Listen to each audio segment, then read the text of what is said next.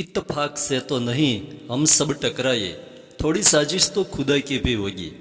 રાત્રિના 11:30 વાગ્યા ત્યારે શિખર ઘરે પહોંચ્યો. ડોરબેલ દબાવ્યો. પપ્પાએ બારણું ઉગાડ્યું. પહેલો સવાલ આ પૂછ્યો, બેટા તારી મમ્મી માટેની મેડિસિન્સ લાવ્યો છે ને? શિખરે જમણો હાથ કપાળ પર ઠપકાર્યો. ઓહ પપ્પા, આઈ એમ સો સોરી. મમ્મી માટેની ટેબ્લેટ્સ લાવવાનું તો હું ભૂલી જ ગયો.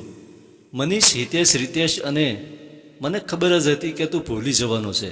તારી જિંદગીમાં રખડવું, ભટકવું, મિત્રોની સાથે ટોલ ટપ્પા કરવા, હોટલોમાં આચર કુચર નાસ્તા પાણી કરવા, એ જ મહત્વનું છે. મા અને બાપ જાય ભાડમાં. અનુભાઈના બોલવામાં દીકરાની ગફલત પ્રત્યે જોરદાર આક્રોશ હતો. ચીડ હતી, ઠપકાનો ભાવ હતો અને નફરત હતી. શિખર પણ સમજી ગયો કે એણે ખૂબ મોટી ભૂલ કરી નાખી હતી. ઘરમાં માત્ર 3 જ સભ્યો હતા: વૃદ્ધ બીમાર મમ્મી, નિવૃત્ત પપ્પા અને ત્રીજો પોતે. કોલેજ પૂરી કરીને નોકરીમાં જોડાયેલો જુવાન દીકરો. શિખર નામ. શિખર જ્યારે કોલેજમાં ભણતો હતો ત્યારે જ પપ્પા પાસે જીદ કરી હતી, પપ્પા મને બાઇક અપાવો. બેટા, આપણે એવા પૈસાદાર નથી કે આપણું ઘર મારા પેન્શન પર ચાલે છે. એમાં તારો ભણવાનો ખર્ચો, તારી મમ્મીની બીમારી, ડૉક્ટરની ફી અને દવાઓ, અને એવું હોય તો કાલથી મારી સાયકલ તું વાપરજે. સાયકલ? શિખરે મસ્કરી ભર્યા અવાજમાં કહ્યું હતું, હું તમારી પાસે મોટરસાયકલની માગણી કરું છું અને તમે મને સાયકલ આપવાની વાત કરો છો? પપ્પા, કોલેજમાં તો હવે છોકરીઓ પણ સાયકલ પર નથી આવતી. અનુભાઈ ગરીબ હતા પણ બાપ હતા. ઉશીના ઉધાર લઈને દીકરાને બાઇક લઈ આપી. પણ એ પછી તો શિખરનું રખડવાનું વધી ગયું. ઘરમાં પગ વાળીને બેસવાનું નામ જ નહીં. 2 ટંક જમવા માટે જ ઘર યાદ આવે. એમાં આજે સાંજે એ ફ્રેન્ડ્સની સાથે ફરવા જાઉં છું કહીને ગયો તે ગયો. અનુભાઈએ પૂછ્યું હતું, ક્યારે પાછો આવીશ? ઓહ પપ્પા, શિખરે સહેજ ચીડાઈને પૂછ્યું હતું, હું 8 વાગ્યે આવું કે 10 વાગ્યે, તમને શું ફરક પડે છે? બેટા, ઘણો ફરક પડે છે. તને અત્યારે નહીં સમજાય. તારો દીકરો જ્યારે જુવાન થશે ત્યારે સમજાશે. પણ જવા દે એ વાત. મારે તને એક કામ સોંપવાનું છે. શું? જ્યારે તું પાછો આવે ત્યારે તારી મમ્મી માટે દવાઓ લેતો આવજે. બ્લડ પ્રેશરની છેલ્લી ટેબ્લેટ આજે સવારે પૂરી થઈ ગઈ. ડૉક્ટરે કહ્યું છે કે સવાર સાંજનો એક પણ ડોઝ ચૂકશો નહીં. જો ચૂકી જશો તો બીપી વધી જશે, બ્રેઇન હેમરેજનું પણ જોખમ. ઓકે પપ્પા, મને પ્રિસ્ક્રિપ્શન પેપર આપો, હું ટેબ્લેટ્સ લેતો આવીશ. બીજું કંઈ? આ એક જ કામ યાદ રાખે તો પણ સારું. પપ્પાને દીકરાના ભૂલકણા સ્વભાવ વિશે જાણ હતી. શિખર સાવ ભૂલકણો હતો એવું ન હતું, સાથે સાથે તે બેદરકાર પણ હતો. મિત્રોની સાથે ગપ્પા ગોષ્ઠી કરવામાં ધાર્યા કરતાં વધારે મોડું થઈ ગયું.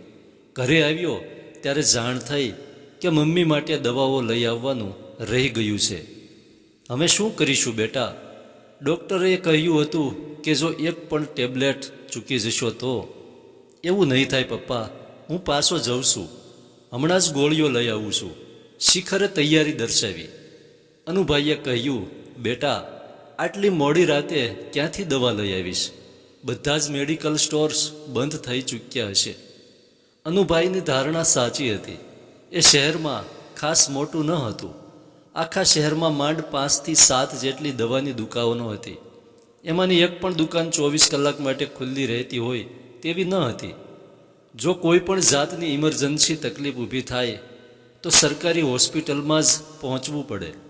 ત્યાં જે દવાઓ હોય એની અસરકારકતા વિશે સામાન્ય પ્રજાજનોના મનમાં ખાસ અહોભાવ ન હતો.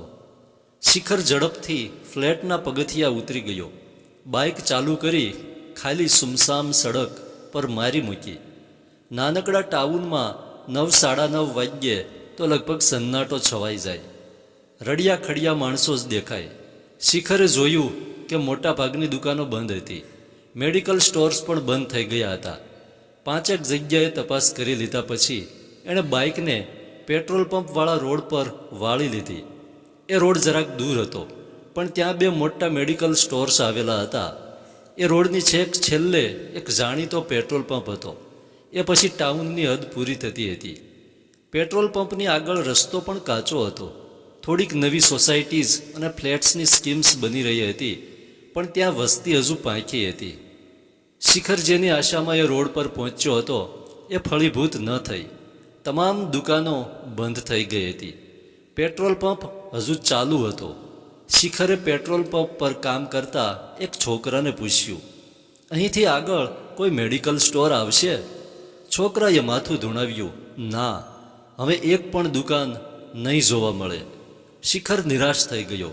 ફેરો માથે પડ્યો. એની નિરાશા અને મમ્મીની તબિયત બગડશે એની ચિંતા. ઉપરથી પપ્પા ઠપકો આપશે એ વાતનો ભય પણ ખરો. બીજો કોઈ રસ્તો ન હતો. શિખરે બાઇક સ્ટાર્ટ કરી. પેટ્રોલ પંપમાંથી બહાર આવ્યો ત્યારે એક સાવ નાની ઘટના બની. એક ભિખારી જેવો દેખાતો કિશોર ત્યાં ઊભો હતો. એણે હાથ આડો કરીને ઊભા રહેવાનો સંકેત કર્યો. આવી તંગ માનસિક હાલતમાં પણ શિખરે બાઇકને બ્રેક મારી અને થંભાવી દીધી. શું છે? છોકરો બોબડો હતો, બોલી ન શક્યો. હાથના ઈશારાથી સમજાવવા લાગ્યો, મારે આ દિશામાં જવું છે, મારો પગ દુખે છે, પૈસા નથી, મને લિફ્ટ આપશો? શિખરે જોયું કે એ જે દિશા ચીંધી રહ્યો હતો તે તો શહેરની બહાર જવાની દિશા હતી. પેટ્રોલ પંપથી આગળ જવાની દિશામાં થોડીક છૂટક વસ્તી જ હતી. આ બહેરા મૂંગા છોકરાના મા બાપ કદાચ ત્યાં કોઈક ઝૂંપડામાં રહેતા હશે. કોઈ પણ માણસ આવી રીતે લિફ્ટ આપવા તૈયાર થાય નહીં. એક તો સમય બગડે અને વધારામાં મોંઘા ભાવનું પેટ્રોલ વપરાય. પણ શિખરના હૃદયમાં આ ગરીબ દિવ્યાંગ કિશોર માટે કરુણા ફૂટી આવી. ઈશ્વરે દરેક મનુષ્યમાં થોડાક તો સદ્ગુણો મૂક્યા જ હોય છે. શિખર ભલે ભૂલકણો, બેદરકાર, મસ્તીખોર અને બિનજવાબદાર હતો, પણ સાથે સાથે એ દયાળુ પણ હતો. એણે પેલાને ઈશારો કર્યો, બેસી જા બાઇક પર. છોકરો બેસી ગયો. શિખરે બાઇક દોડાવી મૂકી. સારું એવું અંતર કાપ્યા પછી છોકરાએ હાથ વડે શિખરનો ખંભો દબાવ્યો. ગળામાંથી વિચિત્ર અવાજ પણ કાઢ્યો, ગોલમાલ ફિલ્મના તુષાર કપૂરની જેમ. એ ઓ આ ઓ કરીને બાઇકને ઊભી રખાવી દીધી. આવી ગયું તારું ઘર, ચાલ ઉતરી જા, શિખરે કહ્યું. છોકરો ઉતરી ગયો. શિખરની સામે બે હાથ જોડીને પાછો એઓ આઈઓ કરવા માંડ્યો. શિખરને એની ભાષા તો સમજમાં ન આવી, પણ એના અવાજમાં રહેલો ભાવ સમજાઈ ગયો. એ કહેતો હતો, ભગવાન તમારું ભલું કરશે. તમે મારા જેવા ગરીબ બોબડા છોકરાને અડધી રાતે આવી મદદ કરી છે તો ઈશ્વર પણ તમને. શિખરને હસવું આવી ગયું. કહેવાનું મન થઈ આવ્યું, બાપલા, તું જતો હોય તો જાને. તું શું બોલે છે એ માણસને નથી સમજાતું તો પછી ભગવાનને ક્યાંથી સમજાવવાનું હતું? મને હવે જવા દે અહીંથી. મમ્મી માટે દવા લઈ જવાની હતી, એ કામ તો થયું નહીં અને તું કહેશે કે ભગવાન મારું ભલું. ત્યાં જ શિખરની નજર છોકરાની પીઠ પાછળ 20 ફીટના અંતર પર આવેલી એક જગ્યા પર પડી. એનું મોં ખુલ્લું રહી ગયું. એક દુકાન હતી, ખુલ્લું શટર હતું, ફૂલોની સજાવટ હતી, નવું જ રંગાવેલું લાઇટવાળું બોર્ડ હતું. નામ વંચાતું હતું શિવ મેડિકલ સ્ટોર. કૌંસમાં લખેલું હતું 24 કલાક ખુલ્લી રહેતી શહેરની એકમાત્ર દુકાન. શિખરને લાગ્યું કે એનું હૃદય છાતીનું પાંજરું તોડીને બહાર આવી જશે. એને ખુશીની હદ પાગલપણા સુધી જઈ પહોંચી. એ દુકાન પાસે પહોંચી ગયો ત્યાં એક મિડલ એજનો પુરુષ ઊભો હતો. સાથે 20 વર્ષની છોકરી હતી. બાપ દીકરી હોય એવું દેખાઈ આવતું હતું. આ મેડિકલ સ્ટોર પહેલીવાર જોયો.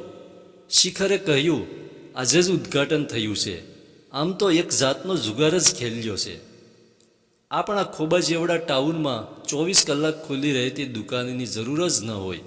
જુઓ ને, અત્યારે છેલ્લા 2 કલાકથી એક પણ ગ્રાહક આવ્યો નથી. બાપ દીકરી બગાસા ખાતા બેઠા હતા ત્યાં તમે. શિખરે ખિસ્સામાંથી દવાની ચિઠ્ઠી કાઢીને એ પુરુષના હાથમાં મૂકી દીધી. ભાઈ, હું પણ કંઈ મારી જાતથી દોરવાઈને નથી આવ્યો. મને તો કોઈક ખેંચી લાવ્યું છે. કોણ? તમને અહીં સુધી કોણ લઈ આવ્યું? પુરુષે ગોળીઓની સ્ટ્રીપ શિખરને આપતા પૂછ્યું. કોણ જાણે કેમ શિખર જવાબ ન આપી શક્યો. એને શબ્દો જ ન સૂઝ્યા. ગળામાંથી માત્ર અવાજો નીકળ્યા, એ આ ઓ આ. દુકાનદાર સાંભળી રહ્યો અને જોઈ રહ્યો. શિખરના હાથનો ઈશારો ક્યારેક સામે આવેલી ઝૂંપડી તરફ થતો હતો, ક્યારેક ઉપર આસમાનની દિશામાં. ધન્યવાદ.